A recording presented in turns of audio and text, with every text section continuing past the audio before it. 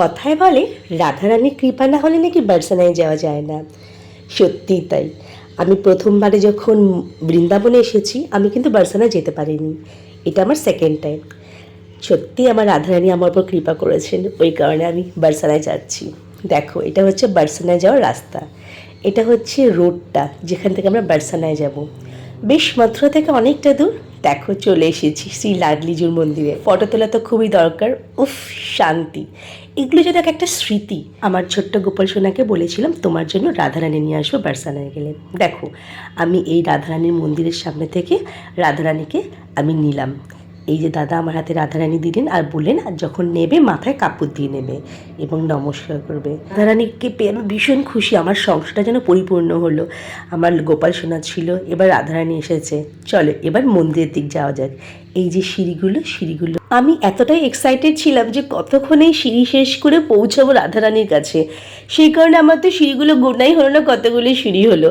আর আমি গুনবো কেমন করে? আমি তো প্রত্যেকটা সিঁড়ির ধাপে ধাপে বলছিলাম শ্রী রাধা, শ্রী রাধা, শ্রী রাধা। উফ, অ্যাট লাস্ট এসে পৌঁছালাম। আমার মনে হয় জীবনটা পুরো সার্থক হলো।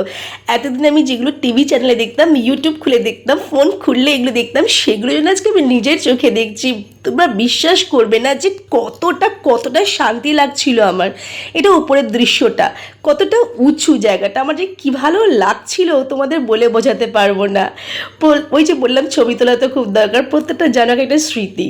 এই যে আমার বোনের কোলে রাধারানীকে দিয়েছি, আর আমার কাছে আমার ছোট্ট সোনা, আমার গপু সোনা, যাকে প্রমিস করেছি তোমার জন্য আমি রাধারানী অবশ্যই নিয়ে আসবো। এতটাই ভিড়। আমরা গিয়েছিলাম পুরো একদম জানুয়ারি মাসে, ওখানে প্রচণ্ড ঠান্ডা, কনকনে ঠান্ডায়। এই দেখো আমরা উঠছি লাডলিজির মন্দিরে। এত ভিড়ের মধ্যে কিন্তু আমরা ছবি তোলা বন্ধ করছি না।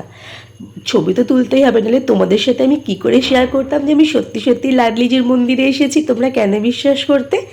দেখো, অ্যাট লাস্ট ভেতরে ঢুকতে পেরেছি। সত্যি জীবনটা আমার সার্থক সার্থক সার্থক। আমার আর কিচ্ছু চাওয়ার নেই লাডলিজির কাছে। এখন মন্দিরের দরজা বন্ধ, সন্ধ্যা আরতি হচ্ছে, তাই তো আমরা কী করলাম, এখানে বসে পড়লাম। তো বসে এখানে একটু ফটো তুললাম। কিন্তু তোমাদের একটা সিক্রেট কথা বলবো, এখানে কিন্তু বারবার ওরা মাইক অ্যানাউন্স করছে কেউ মোবাইল বার করবেন না, কেউ ফটো তুলবেন না। কিন্তু চান্স তো মানে ব্যর্থ করা যায় না, তবু আমি সুযোগ পাচ্ছি যখনই তখনই ফটো তুলছি। এই দেখো, এই যে কি সুন্দর দৃশ্য, সবাই দেখতে পাচ্ছ তো তোমরা? উফ, দেখো আর তোমাদের চোখও সার্থক করো। যা যেতে পারোনি বা ভাবছো যাবো, দেখে নাও আমার লাডলিজির সুন্দর দৃশ্যটা। সবাই চোখ সার্থক করো। এবার হচ্ছে বাড়ি ফেরার পালা। বাড়ি ফেরার পালা মানে হচ্ছে আগ্রা, যে আমার প্রিয়জন থাকে তার বাড়িতেই যাব। এবার মাম্মিজিকে ফোন করে আগে থেকেই বলে দিয়েছিলাম যে আমরা রাধারানীকে নিয়ে আসছি, তাই মাম্মিজি সব একেবারে রেডি করে রেখেছিলেন। রাধারানীকে প্রথম নিয়ে যাচ্ছি, বরণ তো করতেই হবে না, কিছু তো একটা স্পেশাল দরকার। তাই মাম্মিজি কি সুন্দর দেখো রেডি করেছে, বেশ আলতা জল দিয়ে রেডি করে রেখেছেন। এবারে মাম্মিজি একটা সাদা কাপড় নিয়ে আসবেন, কারণ আমার রাধারানী সোনার এবার গৃহপ্রবেশ হবে। এরপরে এখান থেকে গৃহপ্রবেশ হয়ে তারপরে আমরা এখান থেকে চলে যাব কলকাতা, যেখানে আমার নিজের বাড়ি। দেখো আমার রাধারানীকে গৃহপ্রবেশ করানো হচ্ছে, কি সুন্দর। আর তোমরা কিন্তু অবশ্যই কমেন্টে লিখো আমার রাধারানীটা কেমন হয়েছে, আমার গোপুসোনার সাথে মানিয়েছে কি না।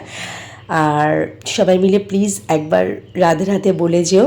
আর তোমরা কিন্তু অবশ্যই কমেন্টে লিখো আমার রাধারানী আর গোপুসোনাকে একসাথে কেমন লাগছে। এরপরে আসবো নেক্সট ভিডিও নিয়ে, কোথায় যাই। ততক্ষণের জন্য সকলকে রাধে রাধে।